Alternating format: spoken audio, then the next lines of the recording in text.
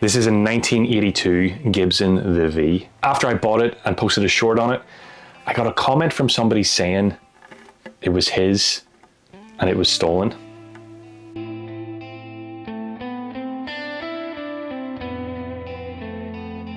And obviously this guitar is missing a few bits. I bought it like this as a bare husk, but that also makes it a little bit more suspicious that maybe this guy might be telling the truth. I bought this from a UK seller of guitars. His website's alliesguitars.com. Here is the original listing. So 1982 Gibson USA Flying V CMT The V Husk project with original case. Here are all the original photographs, as you can see.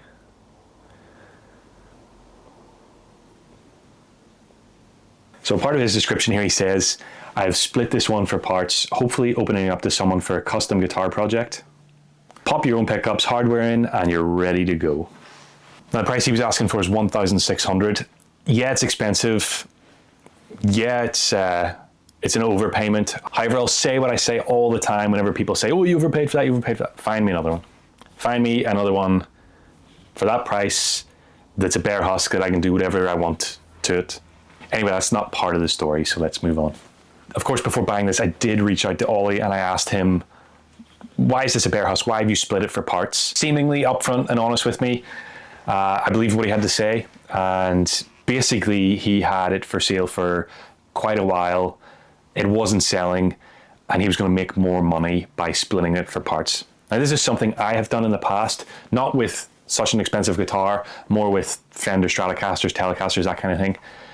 It's a viable way of making money, and he was able to show me the listings that he had for the other parts. He was going to make considerably more selling them individually, especially with the pickups, etc. in it, than he would have just the whole guitar. So what exactly is this guitar? Well, it's a 1982 Gibson The V CMT, released in 1981 during the Norlin era. These Vs were supposed to be a modern take on the traditional classic flying V that we all know, and it was something to compete with the likes of what Dean were producing. I might actually prefer the Dean.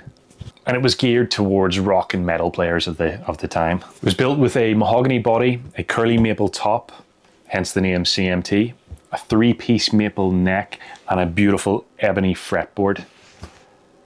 That neck is a lovely slim profile neck, well, slim for Gibson anyway. And it should have 2 dirty finger pickups in it, offset controls, of course no pickguard to show off the curly maple top, but also to kind of replicate what Dean was producing. Most of them were around 8 to 9 pounds in weight. That's like 3.5 kilos to 4 kilos, something in that region. So pretty light, especially for a Norlin era Gibson. Production of these ran until 1984. It's estimated only a couple hundred units were made. However, we don't really know because Gibson just doesn't release figures for production during those years. Today, examples commonly sell between 2,000 to 4,000 pounds. Although there are some as high as like 5 and 6, which is reaching a bit to say the least. So obviously I was quite concerned about this being a stolen guitar, especially since I'd paid so much money for it, and it's not really something I can afford at the minute. I put it on a credit card. I'm still slowly paying that off. So I reached out to the commenter. I asked him to private message me so we could talk a little bit more in depth. And I was hoping that he could provide me some sort of proof that this was his guitar and that it was indeed stolen. And I'll show you what he told me in a minute. While I was waiting for his message to me, I reached out to Ollie, the original seller, to find out if he had a bit more history on this guitar. Ollie explained to me he bought it from Cash Converters. If you're not in the UK, Cash Converters is like a chain pawn shop. We have them all over the country. Now, he told me he had listed on his website, Reverb and eBay, for quite some time, but it just wouldn't sell. And that's when he made the decision to split it for parts to try and make some extra money. I also found the original listing that he had for this, and I can show you some of the pictures from that listing. We can see the guitar was actually listed on his website. I could see the price he was asking for it. Based on what he told me, he would have no idea that this was stolen or not. What I was really concerned about was the fact that he'd found this in Cash Converters. I don't really want to shit on Cash Converters, but Cash Converters is the kind of place that people dump stolen stuff in. So at this point, I'm not holding up too much hope for this guitar, or for my chances of keeping it. So my commenter, the original owner, reached out to me, and here's what he told me. I had 3 Vs at the time. That was the nicest. I had them in the pawn shop for a loan, like I'd done for years. My loan was up, but before I left work to pay, I had a bad accident. I'll let you read that accident if you want. The next day I went to get them and they only had 2 of them. I never got it back. I found it later in a private collection, but like you said, they wouldn't part with it. The price was $3,800. I couldn't afford it. I suspect it sat in that collection until you got it.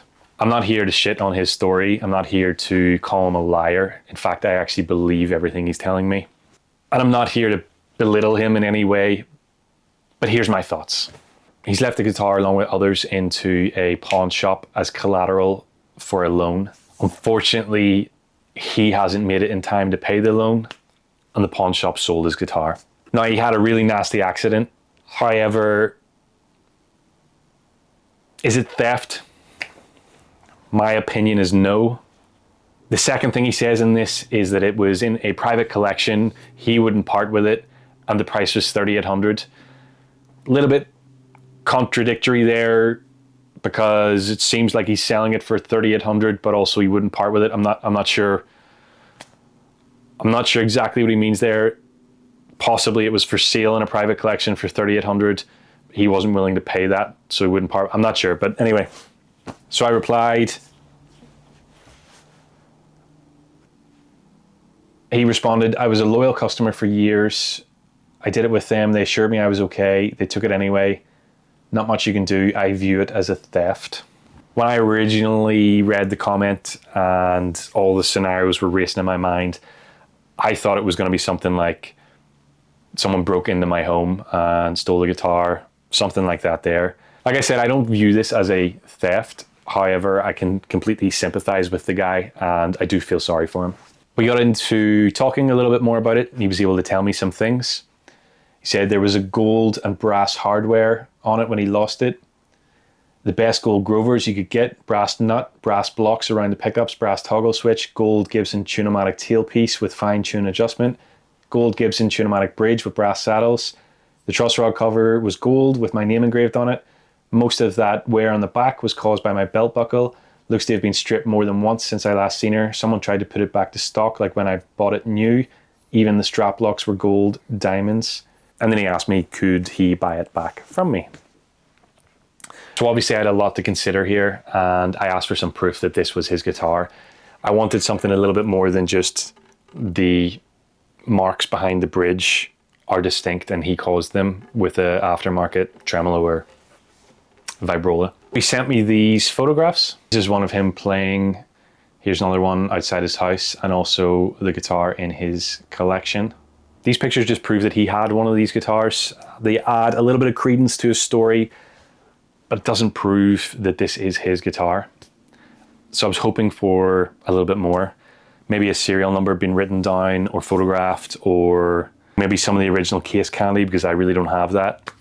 But I believe he said he lost this in the early 2000s, so it really wasn't the digital world that we live in today. I was kind of probably asking a little bit too much.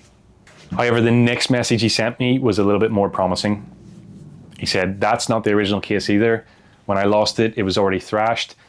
Might be some scuffs from my watch too. I have a couple more old pics I will send you. That's the ones I already showed you. Not as cool as the first, and try to give you as much information as I can. Could have sworn I may have hidden my initials somewhere inside the body. If you find MV carved in one of those cutouts on the front or back. So I was thinking, great, we'll find initials in one of the cavities. But unfortunately not. There's nothing carved into this here. So again, can we really say that this is the exact guitar? So how does this story end? Well, like I said earlier, I believe this guy's story. What I'm not 100% sure on is whether this is his actual guitar or not. So there are some similarities. He's recognized the 6 chips out of the top. The chips are convincing, but anyone who put an aftermarket bridge on could have caused something similar. That being said, I totally sympathize with the guy. So I offered to sell it back to him, and I was going to give it to him for exactly what I paid from Ollie's. I'd love to be able to say, here, have it, or do a big discount on that. But I still haven't paid this off. I can't afford to. I'm not, I'm just a regular guy. I don't have a lot of money. I live out of my overdraft every single month. So it's just not viable for me to do something like that. But I did want to try to help him. He was asking me to sell it to him. I showed him what I paid for Molly's. I said, look, you can have it exactly like this. I even offered to sell it without the case to make it a little bit cheaper. However, he declined. He said it was too much money for him. He couldn't afford it, which is fine. It's fair enough. I totally get it. And that was the last time I spoke to him. So it's my guitar to do what I want with it now. I guess we're going to do something with it.